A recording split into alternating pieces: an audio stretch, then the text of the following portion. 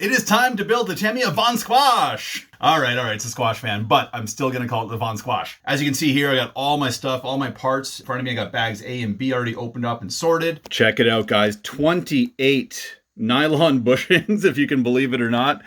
2 brass bushings here. Another series of brass bushings here. Look at that, crazy. So I've got my ball bearings put aside already. I've got 20 of them sitting here. I really want to make sure I've got at least the interior of the gearbox and chassis fully ball raced, because look at this. You can imagine how many bearings are going to go in there and how many bearings are going to go in all of those gears. That's a lot of gears. And this isn't one of those jobs you want to do twice. You want to do it once and then never have to open that gearbox again. I know, don't beat me up for it, but I will use these bushings on the wheels on the outside of the vehicle, because I run in the sand a lot and it's very salty sand. And these obviously will not rust where these could rust. I've already gone ahead and painted the body, and I am really happy with how it turned out. Now, as I said earlier, we did PS54 on the main color. We did PS57 white pearl. Now the book calls for PS1, just a solid white.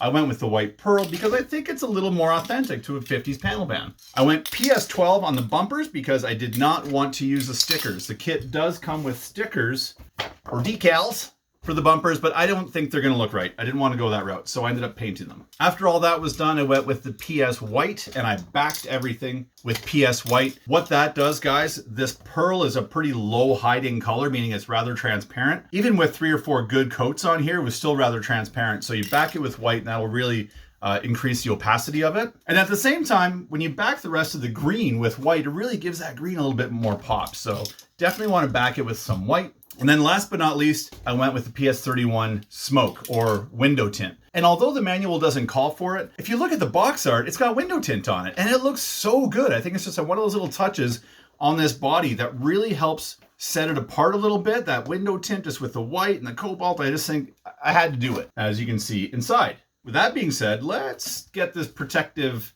overspray film off and see how this body looks. Ooh, that's a nice looking booty. Oh my Lanta. Look at that, boys, girls, peoples. She is looking nice. Can't really pick up the pearl, I don't think, on this camera. Kind of on the curve here, you can see how it's got a little more sort of pearlescent reflections in it. Here in person, it looks awesome. Yeah, look at that, guys. I am okay with how that turned out. Man, does that look good. Definitely happy with how this turned out. I think it looks great. All right, so we're gonna put the body aside for now. We'll apply the stickers at the very end of everything. Yeah, we'll do the stickers at the very end, and it's time for the time-lapse build. Hope you guys enjoy.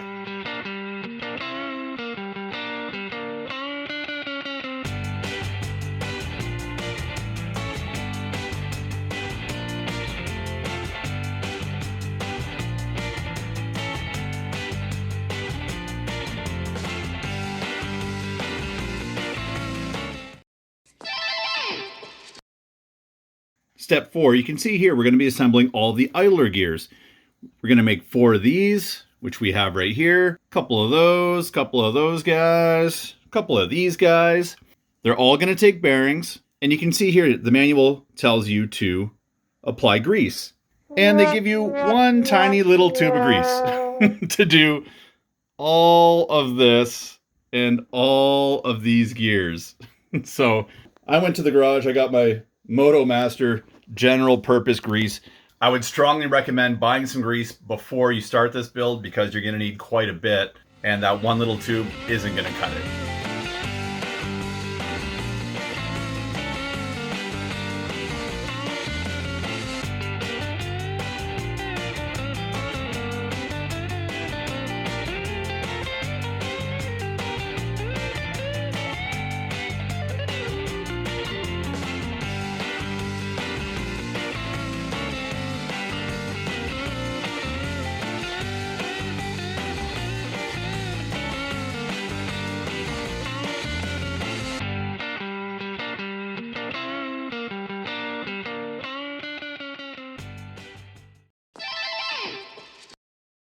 All right, we're finally getting to the fun stuff, and here we are working on the shocks. Now, I will say this, these are actually not the worst, probably one of the best friction dampers I've ever seen. And I'll tell you why, because right here in the manual, they want you to use this piece of rubber tubing, which we have right here. And you cut the little lengths and you slide it over the shaft. And as the shaft slides up and down this rubber tube, it creates a bit of a dampening effect, which actually works pretty good. I can feel it here. If you want to start off with these, I think you could, and they wouldn't be absolutely terrible, but you're going to want to upgrade to oil shocks eventually. Now, I took a shot in the dark. I ordered these option number 1 shocks off of eBay, and they're a little on the short side. So the factory friction dampers, from about middle of the eyelet to the middle of the eyelet, we are sitting right at a 60 millimeter shock. So if you want to pick some up, go for 60s. Now these option 1s, 55. So I'm losing a little bit of ride height. I've got way better dampening, and you can see how this shock will compress fully. And the kit provided friction shock doesn't even compress all the way. So I think I'm still in good hands using these.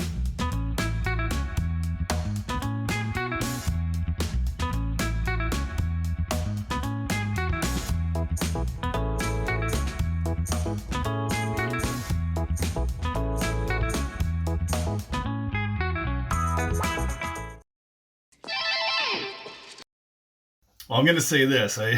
After installing these shocks, this just doesn't sit right. It's just too low. That, 5-6 millimeters makes quite a difference. You can see how the lower arms are kind of splayed upwards, which is not what you want. That's not the proper configuration for this truck. It's a monster truck, right? It's going to need the proper ground clearance.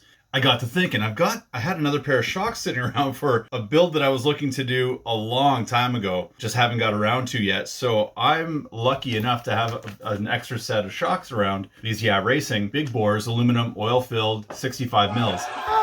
What are the odds? I probably had them sitting in a box for 3-4 years. I finally have the correct size shock, and although these are a 65, when I dial the collar back all the way like I did on this one, you can see that it's in the resting position. It'll be pretty much right where this one is. Add a little bit of weight, it's going to be perfect. I'm going to dial all of these collars all the way up. I'd rather have that little bit more travel than less. Hopefully I'm not popping dog bones out. I'll let you guys know if I do. But with this adjusted, because the spring is so short, boom, that goes from a 65 mil shock to a 60 mil shock. We're back in business.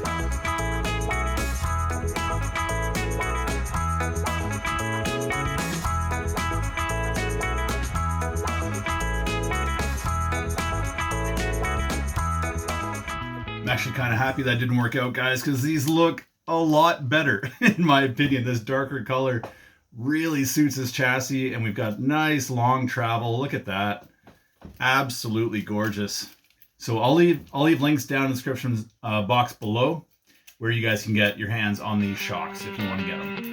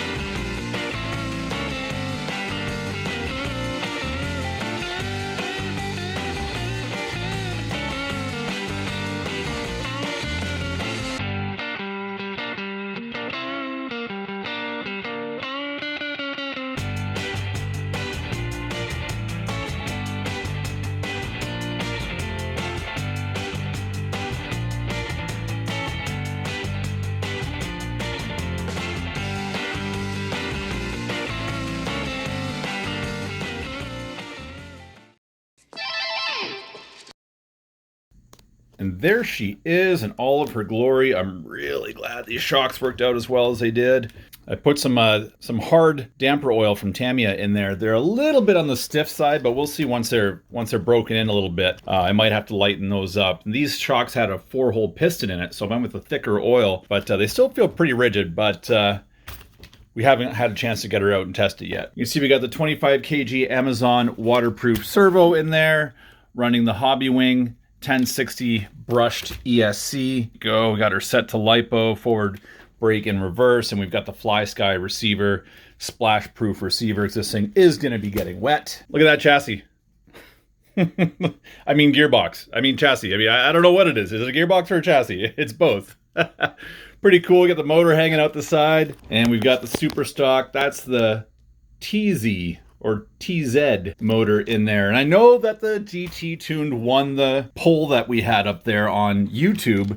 But at the time, a lot of guys were talking about the TZ saying it was going to work. So I was just kind of reading the comments and I dropped a TZ in there. Then I went and looked at the poll later on, only to realize that it was actually the last choice of the 3 motors. So we'll see how it goes. If it needs to be swapped out, we'll swap it out. I do have a 2S LiPo in here right now, and I will say this, guys, if and when you decide to build yours, the space is pretty tight.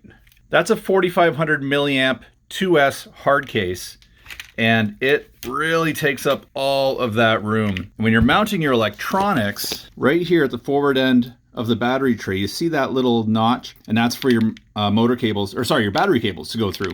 Make sure you move your ESC back a little bit. You can see that little gap I had to create because I had my ESC right up against that plate and there was nowhere for the wires to go. So with that moved, boom, that battery drops right in. Now the other benefit here is that this battery, the wires are mounted, or they exit the case in the center. Most LiPos don't do that. Most LiPos are more like this, where they're off to one side. So you may have to get creative. If you have the LiPos with the positive negative coming out the top, that would probably work pretty good. Yeah, there's enough room here where that would work. So just something to keep in mind when you look at buying this kit, what kind of battery you may need. You might have to buy a different battery just to make it work. And now once you've completed your kit, you've made it through the body section, at the very end, we've got 4-wheel steering, how to. So we've got many steps you'd have to take. Looks like you have to change your upper and lower arms over on the rear end to enable the rear steer. You've got to, C-hubs and new uprights and spindles or whatever the heck you want to call these things. You have to change those over. All the hardware comes in the kit. You can see I've got quite a bit of hardware left over here and all the plastics necessary. We've got additional servo savers. We've got more bits and bobs there that we're not going to be using. So there's all the additional stuff you're going to need. What I thought was kind of curious is why these guys are on here. These are kind of those gear covers you find in the Hot Shot series of 4-wheel drive buggies. Not sure how those made on the parts tree. If anyone knows, let me know in the comments. But anyway, all the goodies you need to make it 4-wheel steer are in the box. And speaking of 4-wheel steer, we will go to 4-wheel steering at some point, but I want to try it out in the 2-wheel and just kind of doing some testing on my carpet here in the living room. The 2-wheel steering actually has quite a bit of steering. I'll practice on 2 and then maybe upgrade to 4 later down the line. But for now, the truck is built. I'm going to clean up this gigantic mess that I've made here, and then it's time to get the body going. All right, guys, we are in the home stretch. It is just about decal time. So again, body has been painted. Look at that pearl. You can see it a bit better in this darker light. Hopefully it comes up really well on YouTube. Looking at my monitor, I can't really spot it that great, but in person, it's beautiful. Love it. Again, as far as the stickers go, guys, these are not pre-cut, so you're gonna have to get a good pair of hobby scissors, cut out each and every one of these that you decide to put on here. On top of that, a good tool to have handy is a hair dryer or a heat gun that can operate at lower temperatures, because especially with curves like this, as you're trying to wrap some of these, some of these pinstripes and stuff that are on this decal sheet, the stickers can start to lift in the corners and kind of act funny. A heat gun is your best friend in this case. I will be using pretty much every single one of these. I will not be using the bumper stickers as I decided to paint my bumper silver. And then of course the squash van sticker. I don't know, as soon as I saw it, I thought Von Squash. So I'm gonna switch that around to Von Squash, give it my own little twist.